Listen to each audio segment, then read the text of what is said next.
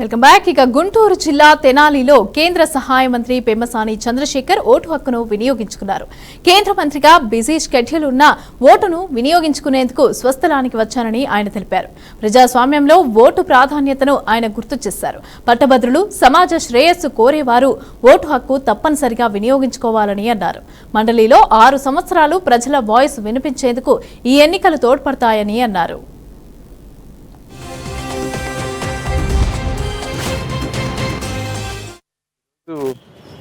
ఢిల్లీలో 2 large ministries తోటి బిజీగా ఉన్న గవర్నమెంట్ కార్యక్రమాలున్నా కూడా ఓటు హక్కు, ఓటు విలువ తెలిసిన వ్యక్తులం కాబట్టి ఈరోజు వచ్చి ఎమ్మెల్సీ ఎలక్షన్స్లో ఓటు వేశాం. దాదాపు 3,40,000 మంది రిజిస్టర్ అయ్యారు. ఇందులో ఇదంతా గ్రాడ్యుయేట్స్కి సంబంధించినటువంటి వ్యక్తులు, విజ్ఞానవంతులు, విద్యావంతులు, తెలివైన వారు, సమాజ దృష్టిని అన్ని కోణాల నుంచి ఆలోచించగలిగినటువంటి వ్యక్తులకు జరిగేటువంటి ఎలక్షన్స్ ఇవి.